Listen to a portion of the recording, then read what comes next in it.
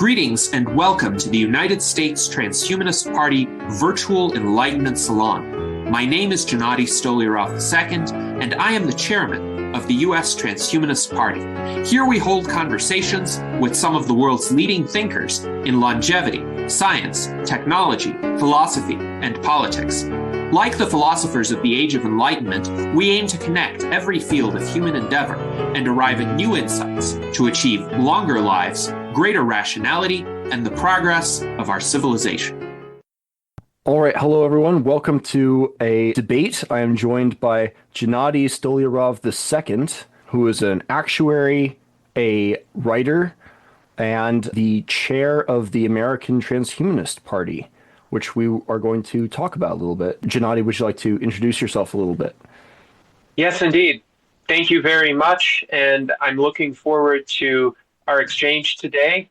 My name is Gennady Stolyarov II, and I have been the chairman of the U.S. Transhumanist Party since November 2016.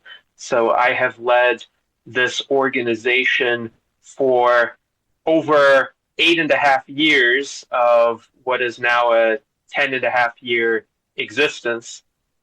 I am a transhumanist, and I have been a transhumanist all my life. Essentially, ever since I learned about death, I recognized the injustice of it, as I think most kids do. The difference between me and other children is that I never stopped recognizing the injustice of death, and I could never accept the common cultural rationalizations, justifications, excuses, perhaps, for human mortality. And instead, I tried to figure out ways by which humankind could overcome death. But it was in 2004, so now 21 years ago, that I became an explicit transhumanist.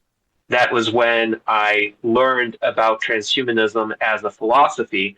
And my first exposure to explicitly transhumanist thinking came in the form of the writings of Dr. Aubrey de Grey on his old Cambridge University website, where he outlined his SENS program. SENS stands for Strategies for Engineered Negligible Senescence, and it is a damage repair approach, which identifies the 7 principal causes of aging-related damage, the 7 principal types of damage that can be potentially reversed through the application of emerging technologies.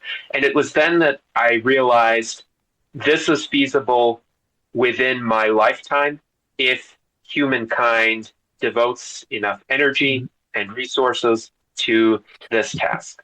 And then also, not long thereafter, I learned about the philosophy of extropy, extropy being the opposite of entropy, through the writings of Max More, another key transhumanist thinker. And then I read The Singularity is Near by Ray Kurzweil, and over time I became exposed to other transhumanist thinkers, including David Pearce, David Wood, Anders Sandberg, and these thinkers have shaped my view of the world. In large part, they inspired me to chart the course of my life outside of my actuarial career. So what do I do with the rest of my time? And I've written articles. I have my publication, The Rational Argumentator. I also wrote this book. It's Death is Wrong, the world's first, no longer the only book on indefinite life extension for kids, but it was the first book back in 2013. And in it, I relate my own story, how as a kid, I refused to accept mortality. And I try to inspire the next generation to become scientists, technologists, advocates who can help us overcome this greatest of all problems. I was smiling as you told your story there, because my amateur interest, because like you, I have a day job, I'm an electrician, but my amateur interest is in the classics, and the hatred of death is literally the oldest story we have in Gilgamesh, this struggle to find some solution to this problem. And one could argue that it's a key theme in my favorite set of texts, which is Homer's Iliad in particular, not as much the Odyssey, but the Iliad, this longing for immortality, though there it is achieved by death. So there's some interesting complexities there. But let's this is going to devolve into a debate at some point, because I have listened to some of your videos now. You've listened to my podcast against transhumanism, but I do think it's fun to start on the points of agreement. There's a public intellectual, I guess, named Balaji Srinivasan, I'm sure I'm mispronouncing that, who has asserted that the future of American politics is less going to be Republicans versus Democrats, and it's more going to be transhumanists versus anarcho-primitivists. I think that's such a more interesting frame, because you have actual aesthetic ideals that people are striving for, rather than, I mean, the Republican and the Democratic Party are not really like ideological platforms so much as they are just infrastructures built for political power that can adopt any number of positions, including each other's positions if we cross decades, that seem to only be interested in power. So to have something like anarcho-primitivism and something like transhumanism saying, no, here are alternative ideals of what we want human life to be like, feels like an improvement in the metapolitical conversation, which is cool.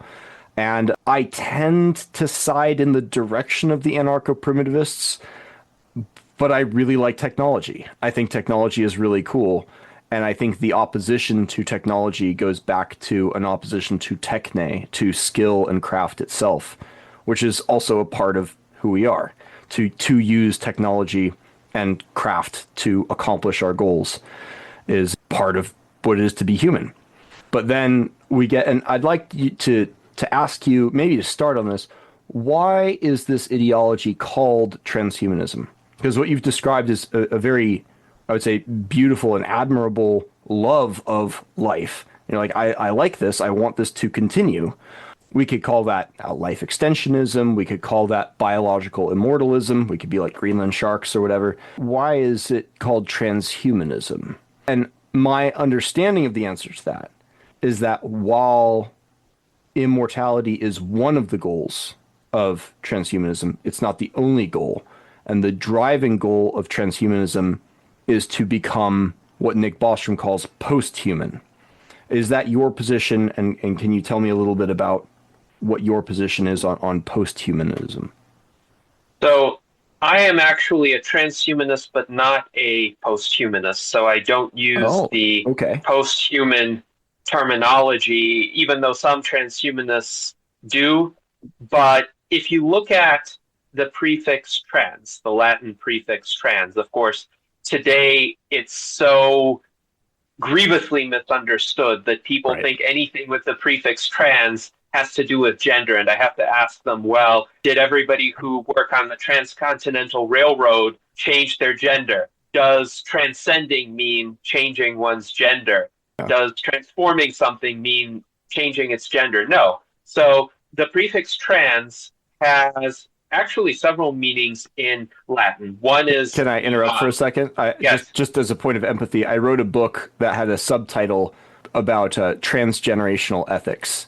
And this, yes. I got so much good-natured mocking from my friends on that point, but I share your frustration on that. So. Indeed. So trans could mean beyond, so to transcend, to go beyond. Or trans could mean through, as in the example of the Transcontinental Railroad. The railroad goes through the continent. So when one looks at the term transhumanist or transhumanism, one can understand it as both going beyond the historic limitations of humanity, but also achieving some better outcomes through one's humanity. And if you think about what humans have been doing for the entirety of our species' existence, we have been striving to go beyond the status quo, to go beyond our present condition, whether that be by harnessing fire or stone tools, or developing writing, or building cities, or creating machines, or pioneering medical approaches to curing diseases and lengthening lifespans.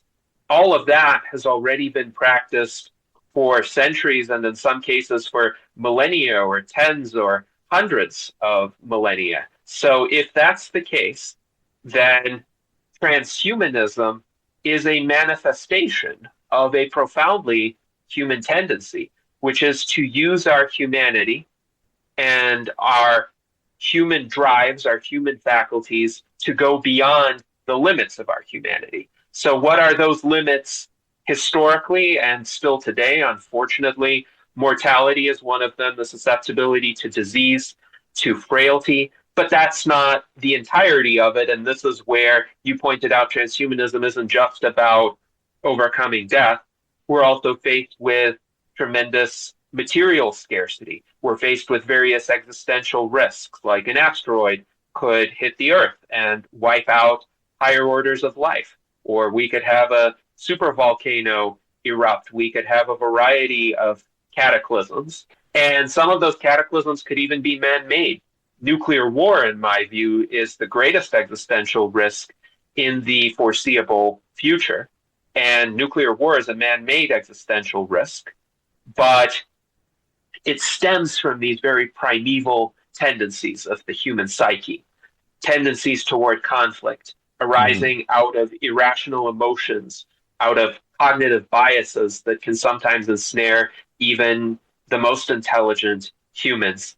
And transhumanism seeks to overcome those as well. So would it be fair to say that transhumanism seeks to change and alter human nature itself in a way that makes it, feel free to correct this if I'm incorrect here, but to make it more rational?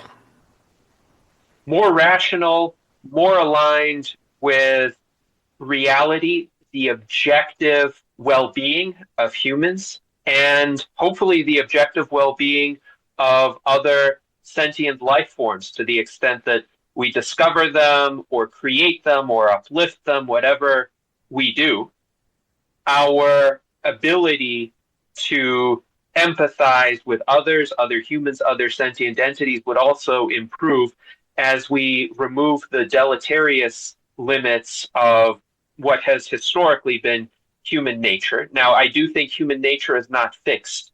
It is contingent. It is contingent on what we are able to do. So Steven Pinker documented this extensively in his book, The Better Angels of Our Nature. He showed that historically, more primitive societies have tended to be much more violent, and they've had other practices like normalized rape or slavery, which was ubiquitous throughout the ancient world. And yet those practices have largely at least been driven underground, and the moral frameworks that every civilized society operates by anywhere in the world would reject those kinds of practices. So we have made progress, and I think our human natures are different in certain key ways from our primeval ancestors, but we also have a way to go. And I think our physical limitations fundamentally prevent us from being the best humans that we could be. So transhumanism doesn't seek to eliminate humans or get rid of our humanity. It seeks to preserve us as individuals and the best parts of our humanity while removing those deleterious parts that hold us back. Right. Okay. So my understanding is more or less correct then, as far as what becoming post-human entails, not just in terms of immortality, but also eliminating those parts of our psychology that violate the proposed trajectory of the progress of civilization, more or less. You could say that. Now, if you want to use the term post-human for it, I think that would be a semantic matter. I think those beings would very much still be human. Indeed, they would be us. So I propose that we as individuals become those beings, whether you call them post-human or augmented human or better human or freer human. Those beings would be us individually. Well, I ask because first of all, can I ask if you would consider yourself to be a utilitarian or not, as far as ethics are concerned? So I wouldn't call myself a utilitarian because utilitarianism tries to intercompare utility across individuals. So utilitarianism often operates by the maxim of the greatest good for the greatest number. But I am not comfortable with sacrificing any individual for the purported good of others, of any other number of individuals. Sure. So for me, the individual is the paramount, indivisible unit of morality, and an action cannot be moral if it imposes involuntary harms on individuals, at the very least, without compensating them for those harms in some way that they would find suitable. Okay, fair enough. I think the reason utilitarianism jumps to mind when you describe this is if we are aiming for a trajectory of improving the human condition, including the human psyche, including what we should want. You shouldn't want revenge. You shouldn't want to rape your neighbor and all that. Then that implies the sort of imposition of an objective outside notion of good that is above and which supersedes the preferences of the individual. So utilitarianism seems to be in line with that. Well, I do think there's an objective good. Now, Okay. that objective good, to paraphrase Ayn Rand, would come with a question: good to whom and for what? Mhm. And I would say you can't impose some particular, let's say, course of action on somebody unless it is to prevent that person from harming others. So, for instance, in the transhumanist vision of the future, we would not force technological improvements or any sort of technology upon people who are not willing to accept it. So the Amish would be allowed to live in their communities and Mhm. accept or reject any technologies they see fit. Now, it's interesting, though, because the Amish are not techno-Luddites. They just have a very deliberative approach toward what technologies they do accept, but they do accept a lot of modern medicine. And Right. they will go to hospitals to treat and cure certain diseases that would have killed their ancestors because they don't see that as contrary to their teachings. So Right. in the future, there would be a great diversity of choices. People could mix and match technologies. They could choose to adopt some emerging technologies and not others. So this would be a future of individual hyper-empowerment and hyper-pluralism. And in my view, that is aligned with a broader objective good, because a system or a society or a universe that is aimed toward an objective good will try to maximize the flourishing of every individual and give every individual the choice and the opportunity to pursue his, her, its, their own path. Even if I would pursue a different path, I'm not going to force my way onto others. Right. I like that idea from you mentioned existential risk, and perhaps we'll get more into that later. From an existential risk perspective, diversity of lifestyles is a point of resilience for the species, which is just kind of cool. And it's also just neat to have here are these people doing that thing. Here's the Amish who like this technology, but that. There's the Taliban over there. They don't like modern music, but they love AKs, so they can do their thing over there. Well, as long as they don't harm others. So could we Right. convince them over some amount of time? It wouldn't be easy, but instead of invading their country, could we show them a better way? Right. I know this seems very optimistic from today's standpoint, but the old ideal of the shining city on a hill actually comes to mind. And there is a city like that behind me in my background. I call it the city of new anti-death. Yes. Yeah. Thank you. So could we show people in other societies an example of what are some ways in which life could be better, and then give them a choice, accept those ways or not? Well, the question of harm is an interesting one. It's a classic challenge to libertarians, and it dovetails into another question, which is how exactly do we measure this objective, what is objectively best for people? Because from the Taliban's perspective, they might look at American cities, the homelessness, the poverty, the drug addiction, that is to them the byproduct of freedom, which allows for vice traps and baits into hazard and things of this nature, and say the American government is imposing harm on its people. They need to be liberated. And this was indeed the experience, or something like the experience, of Osama bin Laden, purportedly. Now, what he views as a harm, we would say is freedom and some individual choice. And what we view as harm in Pashtunwali and in the very severe religious rule of the Taliban, they would view as piety, virtue, and looking out for each other. The rate of drug addiction and homelessness is substantially lower in Kabul today than it is in my home city, sort of Seattle. So, like, there is a if we are to respect the individual, there is a subjectivity in terms of what we consider to be good, that I think gets really, which doesn't challenge at all the project of transhumanism you're describing as a sort of private enterprise. Here's Brian Johnson trying to, live longer. He's got an 18-year-old's erection or whatever. Cool.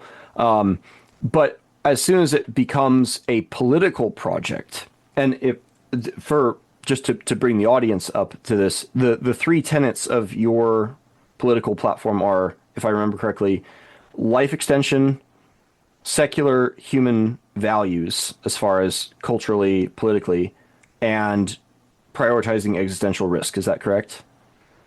Yes, essentially, okay. Those are the three core ideals of the U.S. Transhumanist Party. Mm-hmm. And I will say there is an objective set of prerequisites to human survival and flourishing. So the Taliban are not wrong when they say that being homeless is not good for a person, or abusing drugs is not good for a person, even though they would sell that person those very drugs. That's how they funded a lot of their operations. But I would say the key question is what set of incentives, systems, prerogatives allow individuals the maximal opportunity to flourish. And it's certainly not living under a theocracy. If you consider from the standpoint of in what societies does technology develop the most rapidly to enable overcoming the physical barriers to flourishing? In what society could homelessness actually be solved? Okay. I would say we have the technological means to solve homelessness. We need the proper incentives to do it. And transhumanists are all in favor of, for instance, massive expansions of new home construction, including through emerging technologies like 3D printing. I want to challenge you on this one, and I think this could lead to an interesting conversation. The second part of your platform, secular human values. I am, and I understand this is a somewhat eccentric position, I don't believe there are such things as values which are not religious. And I think the history of science in the West is a byproduct of two things in combination. First of all, the hero cult of Socrates. And you could do a worse hero cult than with Socrates as its center. This idea of learning for the sake of learning and the pursuit of knowledge without the belief that you possess knowledge. That's what the spirit of Socrates is, the center, the motivating moral driver behind science. And then that got accentuated by certain medieval Christian ideas about natural theology, and God reveals himself through nature, so we're going to study nature because that's how we get closer to an invisible God, or whatever. I don't think you need that to get science. We already had the beginnings of it in the Greek world without that. But I do think that is actually a byproduct of religion in the broader sense. I'm not a Christian. I'm not a monotheist at all. I don't think that's frankly that interesting. But I I'm curious what your idea of secular values entails. Yes. So secular values and the second core ideal of the U.S. Transhumanist Party, which, by the way, says the Transhumanist Party supports a cultural, societal, and political atmosphere informed and animated by reason, science, and secular values. So the reason and science also clarify the secular values a bit, but really the secular values do not mean there is no religion or people in the society are not religious at all. It just means that a particular religious framework is not used to impose involuntary constraints upon people. So, for example, a secular society could have freedom of religion, and somebody could be a Christian, somebody could be an atheist, somebody could be a polytheist, somebody could have your religious views, and yet they're all bound by common laws, common standards, and protections as well that are independent of their individual religious views. So a secular society does not give a special status to somebody for being of a particular religion or not. And in a secular society, it's even possible to disagree with the ideological foundation of that society and still have one's rights respected. So in a transhumanist... But the rule of law itself comes from religious ideas and religious theory. It is the respect for the rule of law is essentially maintained by ceremonial magic. Judges in courtrooms wear black robes and swing gavels, and we have special, badges and insignias, and everything is done in this hyper formal way, and we all take it seriously as a result of that. By magic, I don't mean like hocus pocus. I mean basically psychological principles of what people take seriously and so forth.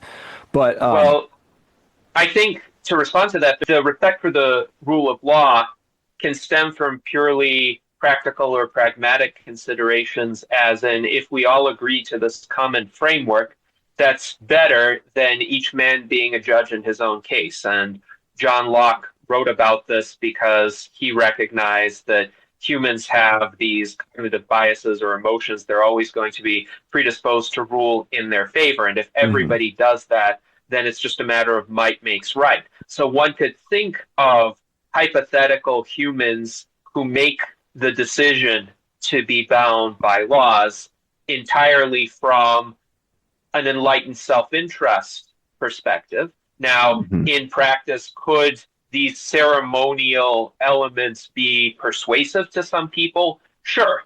And again, from a purely pragmatic standpoint, if putting somebody in a uniform makes it more likely that they will be listened to in enforcing the laws, then that could be a reasonable decision to make.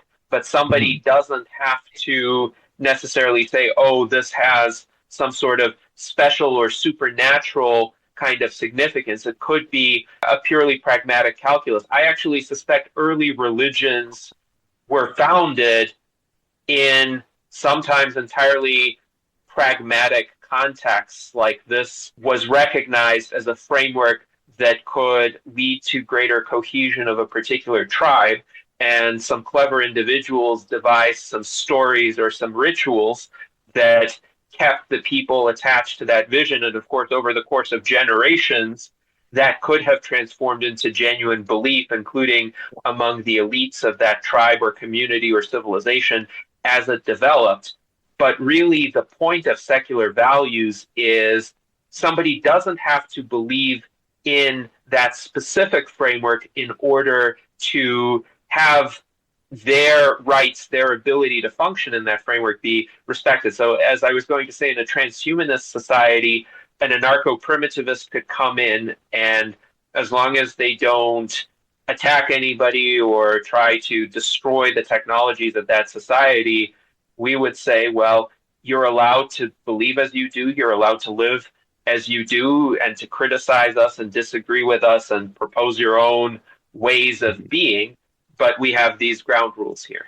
I was chuckling because there is an account from Cicero of the second emperor of Rome, Numa Pompilius, who apparently designed the Romans were apparently very bloodthirsty at the time, and so he designed a very elaborate set of religious rituals that required a lot of time and had a lot of ceremonies, basically just to keep them busy, so they wouldn't go and invade people. So we have accounts of that. But I do think that religion, it might do that in some cases. It clearly has in some cases. But I think it at a deeper level, religion and the sacred stories, the myths, which aren't necessarily untrue, they can be not literal, but they are sacred stories. They are special stories that give meaning and direction and valuation. Because in the absence of some story from it, and I wasn't trying to pin you as a utilitarian, but so insofar as we're talking about objective metrics for flourishing or not, the utilitarian framework kind of jumps out. And in the absence of stories that give direction to our suffering, most people throughout history have eventually come to the conclusion that the suffering outweighs the pleasure, and that life is actually not worth it. And you see hints of not just an anti-natalist, but an anti-mortalist sentiment creep in like the wisdom of Silenus in the Greeks, or the book of Ecclesiastes in the Bible. More blessed are those who have not yet been born, for they have not seen the evil that is done under the sun, and so forth. And so it is these stories of, and like, to put it in sort of concrete terms, millions of Americans multiple times a week go to the gym, myself included, to work out.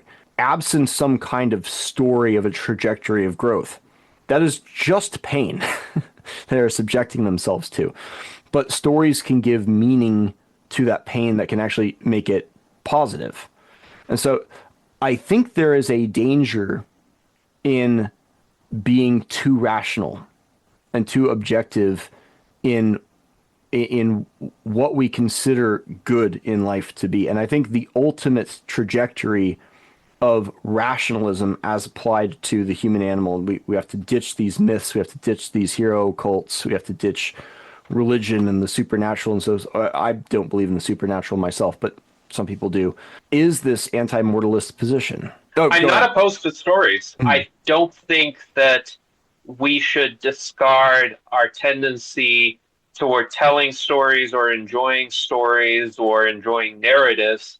In fact, I think one of the greatest problems of the postmodern age is the deconstruction of too many narratives. Now, some historical narratives have been problematic and they needed to be challenged, but the problem is the postmodernists challenged not only the problematic narratives, but the narratives that did inspire people and give people meaning and give people motivation to pursue great things. Mm-hmm. This is where transhumanism can actually come in and remedy that problem as the next paradigm after postmodernism, in that we could have better narratives. We could have narratives that relate to our concrete situation.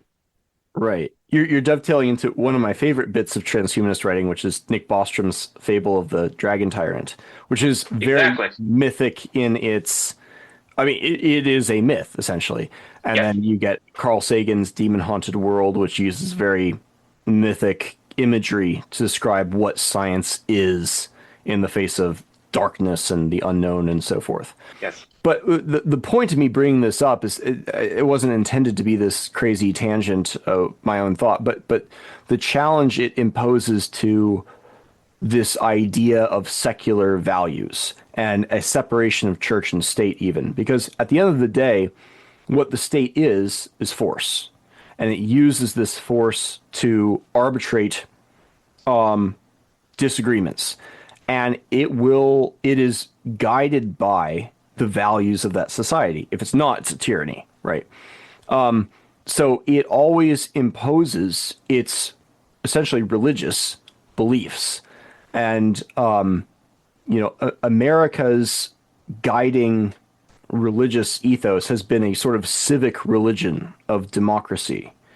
And this myth of a nation of the people, by the people, for the people, which is why Hans Hermann Hoppe's book, Democracy, the God That Failed, has such, I mean, that's a very potent title because it does get at what democracy is to many people. And then when we saw, the cycles of media stories about that where everyone is saying such and such is a threat to our democracy, Right. that is religious language, essentially. And if you challenge that religious language, it might not be supernatural, but you can get yourself in a lot of trouble politically and legally if you challenge the orthodoxy of the state.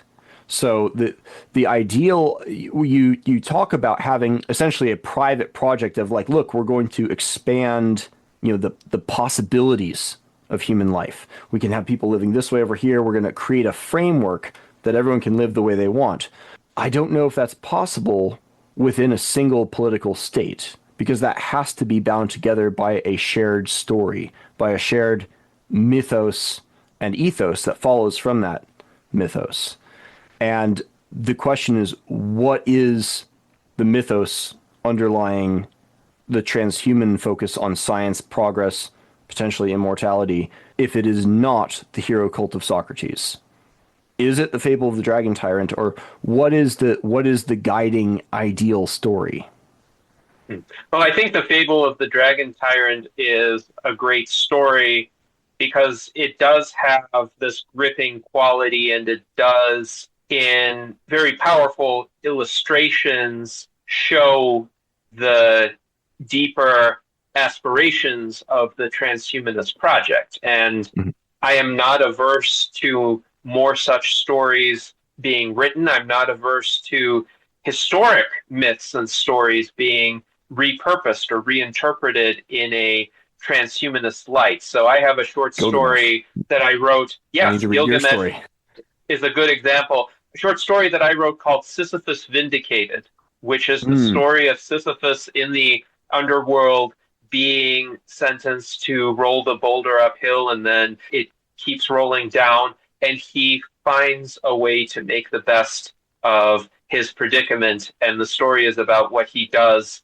with this task that actually leads him to overcome the gods who sentenced him to this ordeal. So it is, I think, fitting to craft such stories, but I think the difference between a dogmatically religious society and a secular society is that a secular society will say outright, yes, these are myths. You may find some usefulness in them. You may find some purpose in them. Recognize that they are myths and deploy them as such. But it's not against deploying the myth. So when I say the word myth, I mean it in the Greek sense of it being a sacred story. When you say myth, do you mean just a story, or do you mean just do you mean something else by that? Well, it's a story that conveys some sort of deeper meaning, some sort of more enduring significance. But when reading a myth, one recognizes that the events described therein were not necessarily factual. Maybe they had some grain of truth in them, but were embellished throughout the ages or altered in order to convey that deeper meaning. So a myth, I would say, is fundamentally fiction. It could have elements of historical fiction, but it's fiction aimed toward a deeper purpose and either intentionally constructed or retold throughout the ages to be directed toward that deeper purpose. And again, I don't think that's bad per se, and it's fine even for people who are atheists to enjoy mythology, to enjoy, say, Greek mythology or Norse mythology, or here are some more controversial statements, Hebrew mythology, Christian mythology, Buddhist mythology. The only reason why these are more controversial statements is because the religions that deploy these myths are still extant. So in 3,000 years, let's say Christianity morphs into something else and doesn't call itself Christianity anymore, just as a hypothetical. Yeah. Then you could say, well, I enjoy looking at the Christian mythology of the first 2 millennia CE, something like that. Right. I think that this matters insofar as these myths are not just stories we enjoy as hobbies, because they shape, you mentioned before, the caveat to your society, not just yours, to many people's idea of a free society is so long as we're not doing harm. But that's a big asterisk, because it is from these myths that we get the idea of what constitutes harm. And like a more close at home example of this might be when someone like Richard Dawkins says, bringing up your child religious is essentially child abuse. That is shifting from, one could say, it's shifting from an opinion into something more like a legal standard. And you can, I mean, it's not, it is literally just one guy's opinion. But to call something child abuse is similar to saying, oh, something is domestic abuse in the context of a relationship, or like it is appropriating legal terminology of something that should be prohibited. Harm, if harm is prohibited, if from a libertarian perspective, the initiation of force, if you can define what force is, then you can control all kinds of things. And this was like in the Fable of the Dragon Tyrant, Nick Bostrom is so clever in the way he brings forward the religious scholars as saying it is the nature of the dragon to eat us, and it is in our nature to be eaten. As if these opinions are just a kind of Stockholm syndrome associated with death. But if that doesn't work, then you could say, well, these religious people that are persuading other people not to pursue immortality are doing harm. And from a mathematical perspective, that would be correct. Just like the very terrifying mathematics behind existential risk can say, as Nick Bostrom did at one of his TED Talks, that it might be wise to allow several 100 million people to die if it reduced the existential risk of some threat by 3%, because all of humanity being eliminated is incalculably worse than all but 200 of humanity being eliminated. It's not just the difference of 200 people in that context. There's something more absolute and final, as you say in your why death is bad videos from 16 years ago. There's something final to extinction. But what that justifies legally begins to get very scary. And so who's to decide? I'm sorry, I opened a bunch of cans of worms there. Yes. So I want to make sure I emphasize this. I don't think Bostrom is arguing for the intentional elimination of hundreds of millions of humans just so that I didn't mean to imply that. Yeah. Continues. Yes. I think the situation in which he would have made such a statement would be something like, well, if we deploy safeguards against existential risk, it would be a good idea, even in the worst situations, to make sure that at least some humans survive. Like if there's some calamity that befalls the Earth, like an asteroid impact of the size that eliminated the dinosaurs, for instance, wouldn't it be good to have colonies off-world? Wouldn't it be good to have really good shelters, say underground shelters, in the event of that kind of impact or a nuclear war or any other planet-wide catastrophe, so that at least some humans could survive? And I think he was saying, well, qualitatively speaking, a disaster where most people are wiped out, but the human species continues, is less bad than a situation where all human life is wiped out. I would say, that's a no-brainer that it's less bad. Now, we don't want either of those situations, and we want to prevent any death. Right. Well, apologies for bringing up that digression a little bit, because that was a digression. But the main point I was trying to get to was that these stories that we tell dictate what is harmful.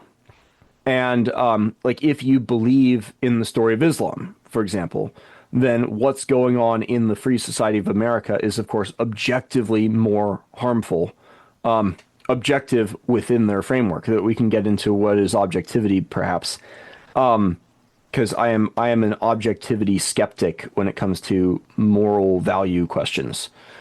But the story that we tell with either the fable of the dragon tyrant or the myth of progress, and again, I don't mean myth in the denigrating sense. We have, I think, on the left is guided by the myth of progress, and the right is guided by the myth of the golden age. And I subscribe more to Nietzsche's myth of eternal return, that we're kind of in the same psychological place again and again. But like, these stories dictate what we consider to be harmful. And so wouldn't someone who is challenging the project of immortality be committing harm? No, not necessarily, because there are facts. There are not just myths or stories. Facts exist as well. And what is involuntarily harmful to a biological organism is pretty specific. So various physical perils can destroy or disrupt an organism, biological processes, diseases, aging. Those are all involuntary harms. If somebody makes sound vibrations in air, I don't have to alter my behavior on the basis of those sound vibrations. Maybe those sound vibrations are interesting to me, and maybe I choose to adhere to what they're communicating according to my interpretation of them. But there are so many layers between a speaker saying something and the recipient of that communication taking an action that in most cases, I would say it's not harm to hear an idea. Now, there could be situations like if there's a demagogue inciting a mob to violence, and the people in the mob have been riled up and predisposed already to let their guard down, so they are disinhibited from following the orders of that demagogue. It could be that the demagogue himself isn't looting or burning or killing people, but he's definitely calling on others to do that. So incitement is not free speech in John Stuart Mill standard. many cases. Right, exactly. But John Stuart Mill also had a very expansive definition of what free speech is. And he pointed out that hearing views contrary to one's own can be beneficial in many situations. One, if you're wrong, then you find out that you're wrong. Yes, Two, of course. if you're right, you figure out better ways to express the true ideas that you hold and defend them against challenges. So Yes. I think in most cases, it's not correct to assume that other people can just be passively influenced by those who hold incorrect views. And it may even be better for a society from the standpoint of the correct views winning out to allow the incorrect views to challenge. Yeah. No, I like that position myself. I think the point about what determines harm goes beyond that, beyond speech, and perhaps I was too limited. Maybe a better example of this would be corporal punishment. Spanking and things like that with kids. Not terribly long ago, and still in some societies, I grew up in the Pacific Northwest, which has a very high Asian population. Corporal punishment is very popular among even wealthy parents from certain parts of East Asia. It's considered almost neglect, asterisk, emphasis on almost, to not incentivize your children to behave better and to get better grades and so forth with the threat or reality of corporal punishment. In the United States, many subcultures within the United States consider that to be abuse warranting the removal of children from their parents. So that's not a matter of speech, but a matter of belief in what constitutes harm. Now, some people have interpreted the verse from the Bible, spare the rod, spoil the child, as condoning that. Of course, it's a shepherding metaphor about guiding people, not hitting them. But Right. but the interpretation existed prior to the biblical verse, probably. That it's good to show them or whatever. I have mixed feelings on the two because I've seen children grow up in both contexts and do well, and children grow up from both contexts and do poorly. I'm not sure I see a strong correlation one way or the other myself, and I'm sure some people will bring up or try to bring up data on it. But what's considered harmful still has a subjective quality, and you mentioned there are certain facts that we bring up here. This is where like Hume's guillotine keeps coming back, where the fact of our current existence is that we die. We are not biologically immortal. But the aspiration that you're describing of transhumanism is to overcome this fact and to change the facts. And so Yes. that ideal does not come from the facts. It comes from something above and beyond the facts. It comes from something like a beautiful story of us, beating this dragon. Yeah, well, the story can inspire, but we could also simply like our current state of existence and want it to continue. So a common illustration that transhumanists and life extensionists will provide is, let's say you wake up tomorrow and your life is pretty good. You're able to achieve all your goals, enjoy the experiences you enjoy, and you're asked the question, well, would you want to repeat this for another day? And you're going to say yes, unless you have some sort of like mental imbalance. But if you say yes on that day, then on the next day you wake up and again, you get to live life the way you want. Are you going to say yes to prolonging it another day? And if you do, let's say this continues for 100 years. Let's say this continues for 1,000 years. As long as you at that time are able to say, yes, I'm enjoying the experience of life, you're going to say yes to the question, should I prolong it?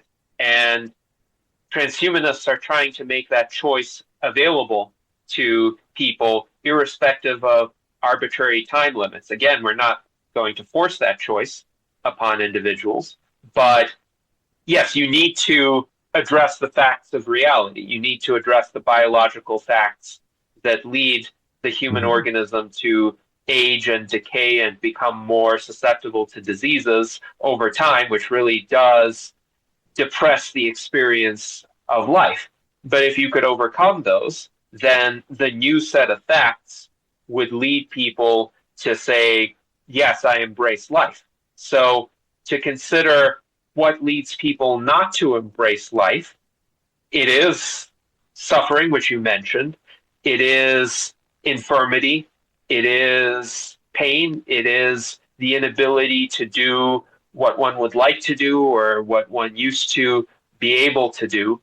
But what if we could remove all of those problems? And we would have to in order to dramatically extend human lifespan, because you can't really go much beyond today's record holders, the supercentenarians, by extending sick span. You have to extend what's called health span and the span of biological youthfulness in order to extend total lifespan. So that's what we are seeking to do. And I think the motivation to want to live can stem from a variety of factors. I think they are often, for an individual, interrelated and mutually reinforcing. So from my standpoint as a transhumanist, I want as many of those factors to be in play as possible for a given person so that they make the decision of their own free will to pursue their own life extension and to help others get there as well. Yeah. I think as you would feel, as you described it, watching like the Amish do their thing, watching people pursue life extension technology and, brain alteration stuff to change the human experience. I think it's more than just interesting. I think it's really cool. I think there's a special place of honor for scientists who experiment on themselves, who have their own skin in the game. My favorite scientist is a guy named Justin. Oh God, his name is escaping me now. It's something like Schmidt. It's not, but he decided very arbitrarily that what the world needed was a numbered ranking order of the relative pain of insect stings. So he, being a good scientist, acquired all the insects and stung himself multiple times all over his body to create a chart. And it's like that there might be a repeatability problem with that study, but if we can find someone who will follow him up on that. But it's cool that happens. I guess my concern is the framework that says this is good. And it's so good that we're going to change human nature and what we consider to be, good or bad. We're going to eliminate the tribalism add-on in the human brain. We're going to eliminate the capacity for violence. We're going to eliminate these things. To me, those things are not just crucial to our survival, but they're actually intrinsically enjoyable too. It is fun to and a great pleasure to be a part of a team. It is violence is enjoyable. I don't say this as a soldier who's been fighting overseas. I've never been in a fight with someone I didn't like, if that makes sense. I guess you'd call it more like full contact sparring than fighting properly. But martial arts and combat sports is enjoyable. And the history of suicide and of warfare throughout history, to me, indicates that there are some things that people think are so important that they are worth dying for, or at least risking death for, or actually dying in the case of suicide. Not to say that suicide is a great decision in 99% of cases, but it's clearly expresses a way people feel, and there might be some utility, not just for the species, but even for our own line, in having these instincts and having these desires. And it seems like, to me, rationality is not just superior brain power. Rationality is internal consistency with a given set of axioms. It's just grammar or mathematics. So the value of rationality always comes back to how good are your initial axioms. And I don't know that we have a solid set of axioms in secular humanism or in the myth of progress or really anywhere else, for that matter. Well, I will say, first of all, in my view, suicide is wrong in 100% of cases. So in any situation, I think opting for the continuation of one's own life rather than depriving oneself of it is a superior choice. I also think if people did not choose to die for something, if everybody refrained from making that choice, we would have no war. By definition, pretty much, we would have no war. Yeah. So wouldn't that be a better world where the number one cause of human-inflicted death disappeared? So I do think that there are tendencies that are on balance detrimental. Now, does that mean I'm opposed to all group cohesion or teamwork? No. But I think there should be a place for the constructive manifestations of those inclinations without the destructive ones. So I don't have a problem with, say, martial arts or combat sports being practiced as sports, as exercise, as ways of engaging with others. I wouldn't support gladiatorial combat to the death, though, Sure. because of the consequences. So one needs to think of consequences. And indeed, I think implicitly, to a large extent, societies throughout history have gradually undertaken that path.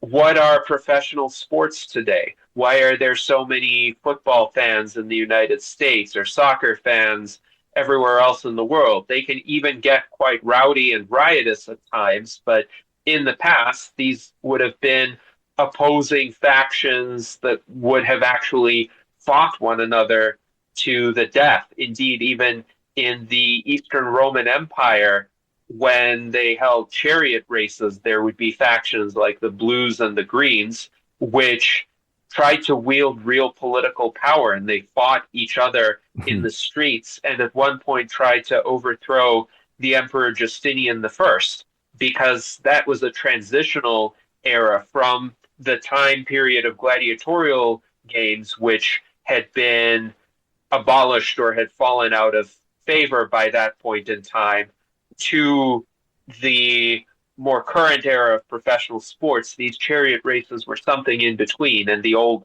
bloodthirst still remained. But channeling people into more benign activities that express those impulses may be a viable intermediate strategy.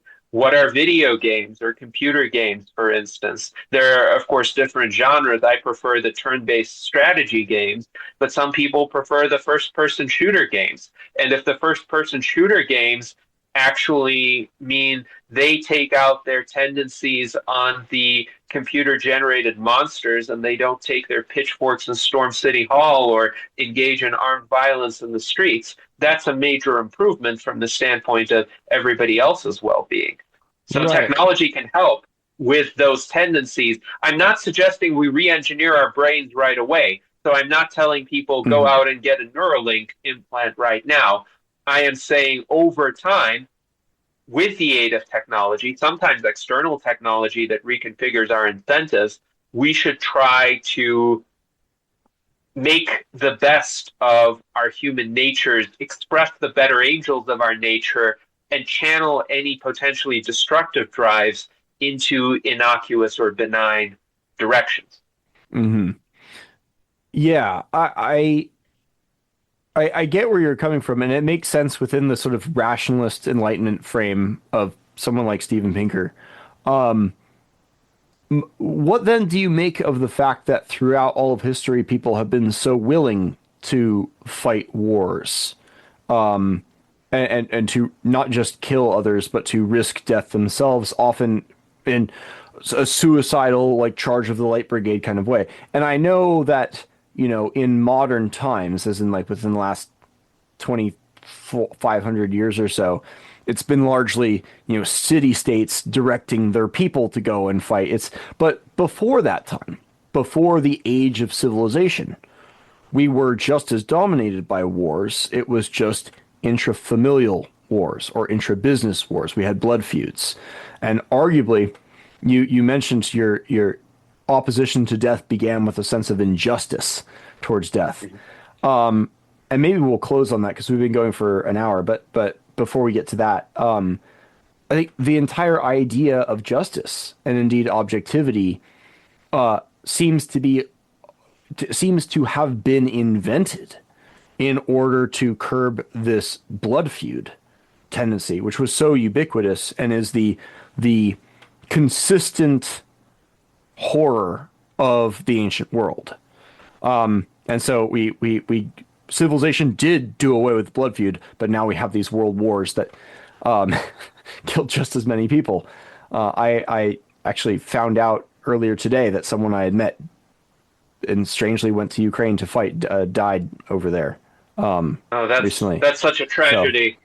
I have tried to dissuade people from going to Ukraine and fight, by the way. I've had some good work. conversations with people Yeah. on that. But yes, you're correct that the primitive blood feuds, the intertribal skirmishes, were actually worse than the wars that subsequent societies and civilizations fought. On a proportional basis, they actually claimed more lives. So if you had, say, two tribes of 100 people each fighting one another and 50 people from each tribe were killed, that's a 50% death rate. No world war even remotely approached that. All you need to do to verify this is look at the mortality rate difference between people who are in street gangs and people who are not in street gangs today. Yes. I think you have a rough proxy of what life back in that time might have been like. Yes, absolutely. But the point I was trying to get is that the existence of the blood feud seems to indicate that there is a belief that some things are not just worth killing for, but are worth dying for, and that a world. I'm not a libertarian, but to take for a moment, I'm going to put my libertarian hat on and put a Mises praxeological frame on this. Does their choice praxeologically define their subjective preference in that moment? Well, it's interesting because one should consider why people in those very primitive societies were incentivized to make those choices. It's because, in Thomas Hobbes's words, life was nasty, brutish, and short. So if they didn't die in an intertribal skirmish, chances are they might not even survive the year because a predator would get them or a disease would get them, or they would stumble and fall on a rock and die because there wouldn't be any medical care for the wounds that they received from that. Right. So there were so many different causes of death. Life was so precarious and so short. Typical life expectancies were in the late teens in the Paleolithic era. So these people felt like, well, they were already on the edge of death. They could already die tomorrow. And fighting against another tribe, well, that could be an opportunity. The other tribe could have resources. Instead of hunting game or foraging, which could take a long time, they could just take what the other tribe had. And if anybody could die tomorrow, praxeologically speaking, I think they just saw that the goods they could obtain from risking their lives outweighed the risk itself. And otherwise, their lives would be nasty, brutish, and short anyway. So as civilization progresses, people have more to lose from war. And they have to be manipulated into war by the city-states, by their governments, by ideologies, sometimes by religions. And they're still reluctant to go to war. And I would say as societies become more prosperous and more technologically advanced, there would be more resistance to warfare. We already see this in the civilian populations of the Western countries, even though Western countries still wage wars, sometimes directly, sometimes by proxy. Most people want nothing to do with the wars. And the way, say, the United States can wage wars today is, number one, it has to be through proxies. Boots on the ground are very unpopular now. And number two, most ordinary people should not have their day-to-day lives interrupted by those proxy wars. So at most, they should be seeing headlines, videos, that's okay. But if anything becomes more inconvenient, more expensive, etc., people's tolerance for those wars will fade very quickly. So I think that's progress, actually, even though I don't like the proxy wars either. I think that's progress, significantly so compared to the tribal skirmishes. So this is where, so am I understanding your argument correctly that like these people valued honor, we'll say, because I don't think most of these blood feuds were motivated by the hope for spoils. I think that was an incidental thing that we would sometimes get, but it was mostly motivated by honor. That's even when it happens today, it's honor killings. When gang members kill each other, it's over, oh, they dissed us, so we have to go kill one of their members. There's a 1967 documentary called Dead Birds that takes place in the islands of Southeast Asia about a primitive tribe that still lived in that way. And it was all of the killings between these two tribes were reciprocal. It was like, oh, they killed one of ours, so we have to hit back. It was honor-based thing. There was once a time when men would value their honor above their life. And would say, my honor is my life, and they would willingly die, or sometimes if you're a samurai, willingly kill yourself in a painful way for your honor and to preserve your honor. And they would look at someone in an Enlightenment Western society who dismisses honor in the way that Steven Pinker does. It says it's the thing that we believe exists because we believe everyone else believes it exists, or something like that. And he would look on that person as a mean and dishonorable and eminently unenviable person. And he would say that person is only like dismissing honor because they are not a warrior. They are not an aristocrat. They don't have what I have in the respect of my community. So the way that we say, well, I think their views are just the byproduct of their environment and the economic sort of environmental necessities of their existence.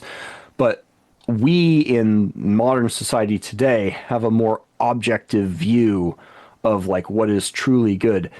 I think there's some danger to that, especially in a world where many people talk about a so-called crisis of men, where there is an absence of urgency. There's an absence of any sense of necessity for men, that men have become superfluous as protectors and providers in some sense. And since the providing of protection and sustenance was an expression of love for men of the past, I think we've reached a point of society where when everything is provided and people can take protection more or less for granted for now, it seems to be fading away in some cases, but they can depend upon the state that has intervened and put an end to these blood feuds, which is wonderful. Blood feuds were objectively awful, but there is something lost there, and many men are checking out and are living in a kind of haze. And by every metric of like quality of living, standard of living, you can hear like Ben Shapiro spouting off, or Steven Pinker in The Better Angels of Our Nature, or Enlightenment now, how everything is on the steady upward trajectory. We do not at all seem happier. We seem to be depressed. We seem to be on antidepressants, men and women alike. And there seems to be more to life than just avoiding death. And if Nietzsche is to be believed, that there is a connection in the intensity between pain and pleasure, that there might be something. I hate to invoke Christian language here, but Christian theologians will talk about the difference between bios life and zoe life, life of the body and life of the spirit. Bios is life is like your heart is continuing to beat. You are still biologically alive. But then there's this thing called zoe, that's the spirit, the feeling of being alive. And it seems that we're reaching a point where as our bios is going up, we see a sort of, on a graph, a zoe going down, an increasing sense of disconnection, an increasing sense of dissociation, depersonalization and derealization. I'm sure some of that's just the internet, and we haven't figured out the right etiquette to survive with the internet in the same way it probably took us a few thousand years to figure out beer. But I don't. Do you see what I'm trying to get at as far as the dangers of, I guess the best way of putting it, an excessively quantitative analysis of what constitutes human flourishing? Well, I think the crisis of meaning that you're referring to is very much real, but I think it stems from a misapprehension of the problems remaining to be solved. So just because there aren't blood feuds every day that one has to fight or defuse doesn't mean there's no purpose left for men. There are so many projects that need to be accomplished, so many perils that befall us, from diseases to natural disasters to problems of governance or societal organization. And all of those could benefit from people who devote their thinking, their resources, their efforts toward them. So I think what is missing is a sense of meaning because of the postmodern era's deconstruction of prior narratives. Mm. And we do need new narratives, but I would say those narratives should rekindle a sense that progress is possible, and that in particular, progress that solves real pressing material problems is worthy of being pursued. There are many barriers in our society to technological progress and the uplifting of material living standards. And I think a lot of men struggle with that because maybe they've tried to work, but the cost of housing is too high and they think they might never be able to afford a house of their own. That's a quite salient problem for the younger generations today. So how can we overcome that? Through technology, through better construction techniques, but also through liberalization of, say, zoning laws and other restrictions on development. So there's a policy component to this as well. I didn't fully read, but I did skim some of the policy links you sent me, and I am for different reasons on board with our zoning laws are so ridiculous.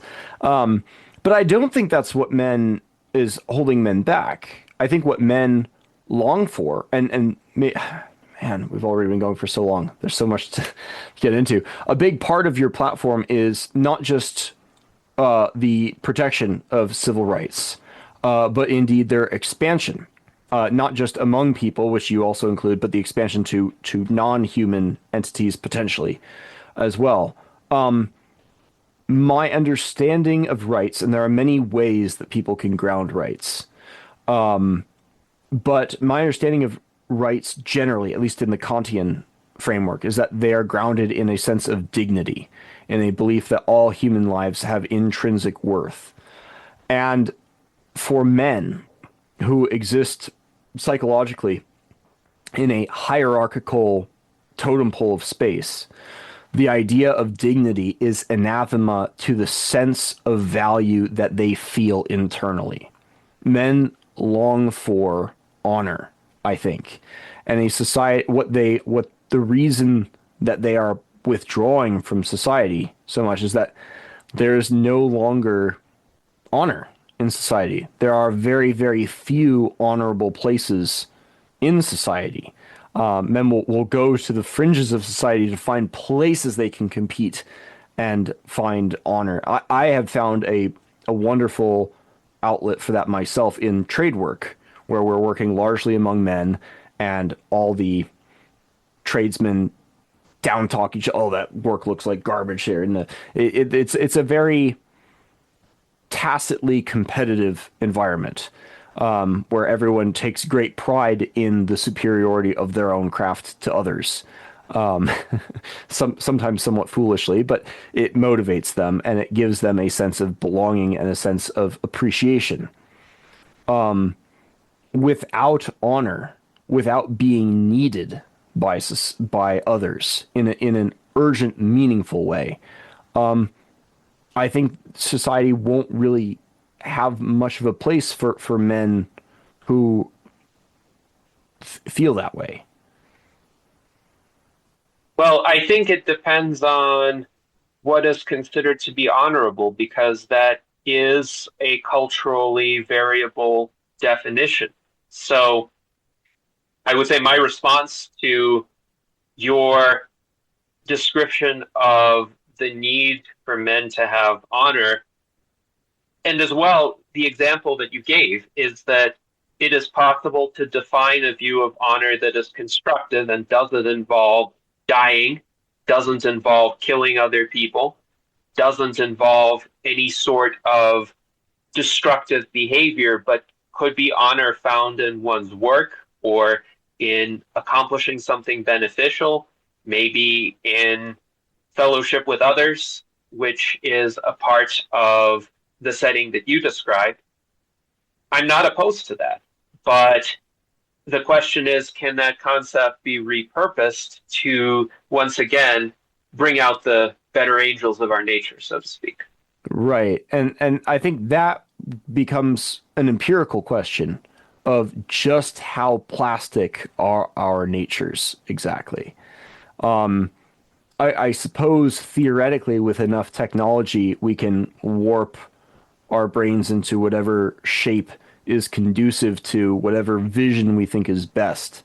But I think that vision, one would be very hard pressed to find an objective foundation for whatever vision that winds up being, whether that is a like Nietzschean hyper competitive where we're all killing each other in order to find out who's the strongest in a Darwinian battle for reproductive success, or if it's a completely pacifist, there's never any fighting ever vision, or you can come up with a dozen or more, plausible utopian visions that would all have their upsides and drawbacks depending on what we assume from the get-go to be good. But I think the idea even that the life of the individual itself is the necessity that makes all these other potential visions possible, which is it sounds very solid on its surface. Would that not also apply to the longevity of every individual cell that makes up the human animal? Well, the cells are not individually sentient or self-sufficient outside of the larger organism. And of course, here I'm assuming you're not talking about a one-celled amoeba, you're talking about some sort of specialized cell Like a within skin the cell or human something. body. Mhm. Right. And before the counter-argument is made that, well, human beings also live in societies and they require some extent of social cooperation to survive, the answer is yes, but an individual human being could move to a different society or to a different role in the same society. A skin cell, unless it's like de-differentiated into a pluripotent stem cell, cannot become a different kind of cell. It can't become a neuron or a heart cell. So as a result, it's important to respect the sovereignty of the individual. The individual is the unit of morality, whereas a cell is a component, an integral component of a larger unitary organism. So I think that's where the distinction is. It's just like saying, well, let's say you live in a building, you value that building. You don't necessarily place the same value on an individual brick or an individual plank that comprises that building. You could replace one brick or one plank without an issue, but you do value them insofar as they contribute to the building as a whole. Of course. And the reason I brought up that analogy is if you have a group of cells with a specialized purpose that don't die when they're supposed to, that's called cancer, and it becomes a real problem for the person or the building or whatever. But I mean, this idea of the sovereignty of the individual, I mean, there's a few justifications you could make for this.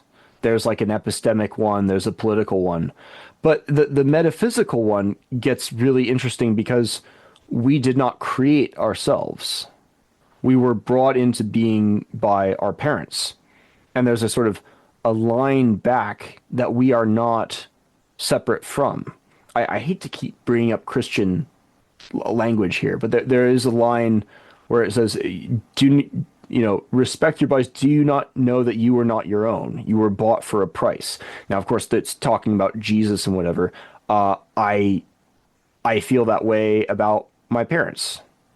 My parents brought me into this world, and that doesn't mean that they own me, but it does mean, in the same sense that they don't own me, I have obligations to not them exactly, but to the line, and to my children and to others that that sort of put a big asterisk on the idea of ownership. I am a steward of my own body, but I am not a separate entity from them in the broader metaphysical sense. Insofar as we are not biologically immortal, like a Greenland shark or several varieties of flatworms, or what's the 3,000-year-old tree, bristlecone pine, and others. Yes. It feels as if we evolved to die. It feels as if death is a mechanism of changing the biological composition of the generations, as just as our bones regrow every 7 years or so. I'm sorry if I'm keeping you so long. I know it's later over where you are than where I am here. But I wonder what is the foundation philosophically for this idea of self-ownership? Well, the idea is, irrespective of the origins of oneself, right now, one is a self-contained, autonomous, unitary being. So, yes, we came from others, and there's a period of time in our lives when we're dependent on others as children. And those who brought us into this world have an obligation to take care of us. And some may argue we have a reciprocal obligation to them as a result. And perhaps that's a good argument to make from the standpoint of some sort of societal cohesion, as well as people treating other generations well.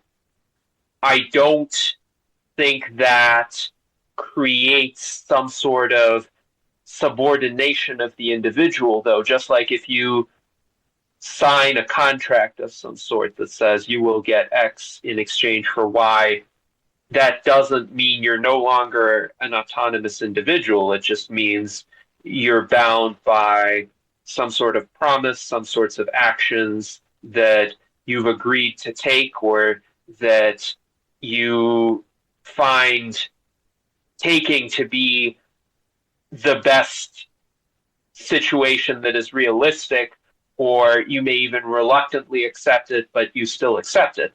So in terms of parents taking care of their children, or children taking care of their parents later on, I see it in those terms, but I don't see the individuals becoming part of some superorganism whose existence justifies the sacrifice of those individuals. I would rather keep all those individuals around.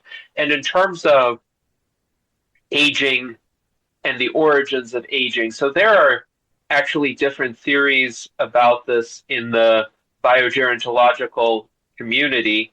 The idea that aging evolved in some way purposefully as a way of allowing a species to develop or evolve certain beneficial traits over the course of generations, that is a view that is held, but it is a minority view. So the prevailing view among biogerontologists is that aging is essentially the result of damage accumulation over time that the body's repair mechanisms haven't been evolved to get rid of. And our bodies repair damage all the time, but there may be certain kinds of more complex, more difficult to repair damage. And as I mentioned to you, Aubrey de Grey identifies 7 types of damage within cells, outside of cells, that contribute to aging. So some species have better repair mechanisms than others. And it could be that natural selection simply doesn't operate as well once one has already reproduced and reared one's children. Some evolutionary biologists will argue there's also a grandparent effect, so it may be useful even to stay around for a bit longer to help one's offspring raise children. But then it's not that people die right after becoming parents or grandparents. Right. There are some species where there is programmed aging. We see it in the salmon that migrate and then lay their eggs and die. But that's a very different life cycle from what we have. So what we have is just that after a certain time past reproduction, natural selection doesn't really have any dynamics by which to maintain the individuals who have already reproduced, raised their offspring, etc. So it's not like those individuals die right away. It's just that we haven't evolved the damage repair machinery. Other species might have been luckier. So the giant tortoises, for instance, or the Greenland sharks, they did evolve some better damage repair machinery. So they have been said to be negligibly senescent. It's not even that they don't senesce at all. It's just their rate of aging is so much slower than ours. So it is possible, biologically speaking. And if it's possible for the Greenland sharks and the giant tortoises, why not for humans? I sometimes wish we had evolved from one of those species. And to be clear, I'm very pro all this technology. It's on the one hand cool, and on the other hand, like, wouldn't it be great if people could consistently live just to 90, let alone to 200 or something? I think we finally reached the point where our average mortality age has started to go down for the first time in a while. Last time I looked, I could be wrong on that, but the point this happened for a few years, starting in the late 2010s and extending into the early pandemic. So, of course, during the pandemic years, COVID was a contributor. But prior to the pandemic in the United States, it was the deaths of despair, the alcoholism, suicide, essentially drug abuse, opioid overdoses as well. And I think 2023 was the first year when that decline in average life expectancy reversed. So in 2023, 2024, the average life expectancy in the U.S. started going up again. Yeah. So the point of bringing up the sort of intergenerational connection and the metaphysical connection to the line that we come from is more about the question of justice that you mentioned at the very beginning. There's something unjust about death.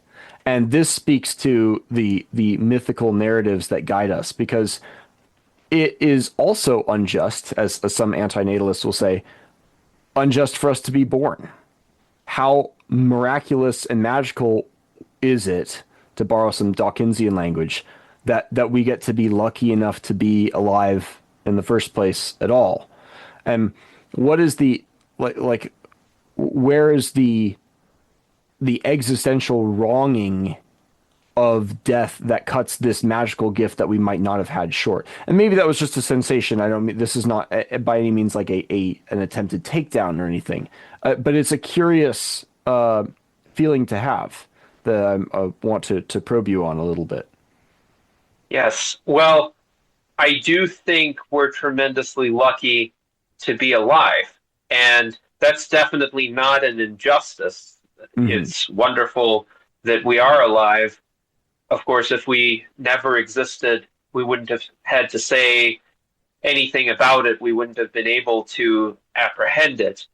And I would say the fact that we exist, the fact that our lives are so rich and deep and nuanced and multifaceted, and we can have all of these experiences and all of these thoughts and all of these potentialities in life, and then one day it's all snuffed out. It's like an entire universe is extinguished. And there's no justice in that. There's no justice in something so intricate and so profound with so much potential just being erased from existence. as if it never existed. That, I would say, is not only an injustice, it's a terrible tragedy. Every time a person dies, we lose that kind of universe. So I would say, to me, life is good. And I'm not an anti-natalist. I think the anti-natalists are misguided because they think life is on net bad and therefore it's bad to bring children into this world. I don't think life is on net bad. I think most children who are born appreciate being alive. And again, if they don't, they have some serious mental issues that they need to attend to. Right. But I think once one is alive, that life is of incalculable moral value and efforts should be taken to preserve it. I think most people will agree with me day to day, and even in terms of fighting diseases and prolonging life in the near to intermediate term, as you have said. I think based on your comments, you wouldn't mind if everybody lived to the age of 90. So that would be progress compared to what we have today. Life expectancy would go up for the vast majority of people. And I think what transhumanism does, to bring it full circle, is take those areas of essentially near universal agreement, leaving out the people who have mental issues or the Taliban or people with really reactionary worldviews or theologies, but everybody else essentially agrees with that incremental progress. And we transhumanists are just taking it to its logical conclusion.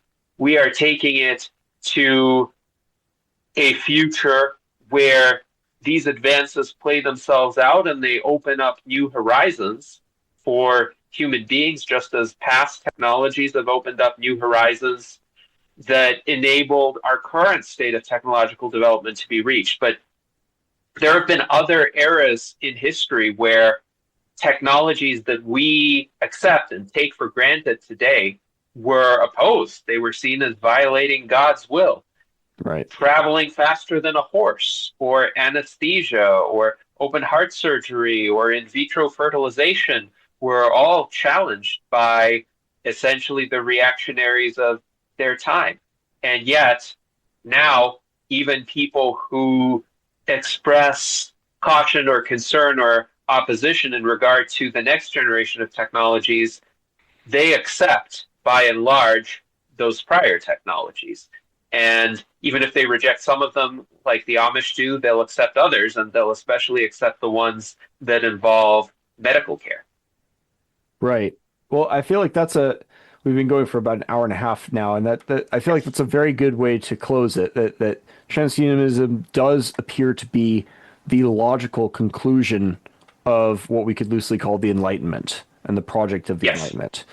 And I've got my own kind of radical reactionary instincts, but not anti-technology in that regard. And Gennady, thank you so much for coming on. Remind the audience one more time the name of your illustrated kids book and where they can find that. So the name of the illustrated kids book is Death is Wrong. It can be found on Amazon. It can also be found on my website, The Rational Argumentator, in 5 different languages. So there's, of course, an English version, but it has been translated into French, Spanish, Portuguese, and Russian as well. Very impressive. Gennady, thanks so much for coming on. It's been an absolute pleasure. Thank you. Likewise, I really enjoyed this conversation. Excellent.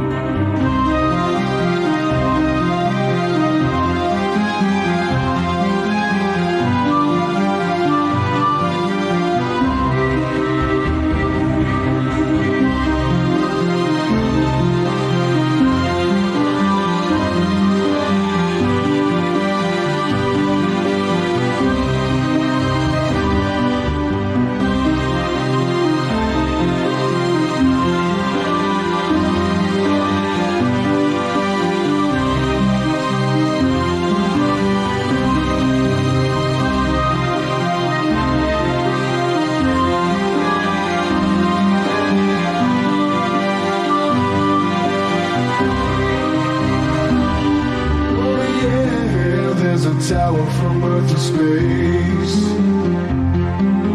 Breaking free the force of Earth's embrace. Oh, a spiral tower climbing high in the sky.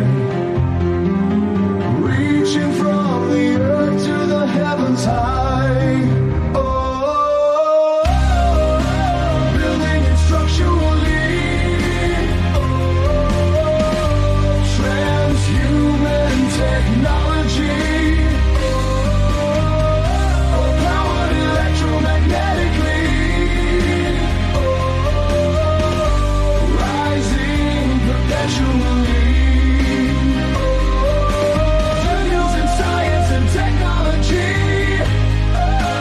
Overcome gravity. Oh, they're building steadily vertically. Oh, yeah, and launching efficiently. Oh, yeah, they're building a place of power. Oh, yeah, they're building the spiral tower.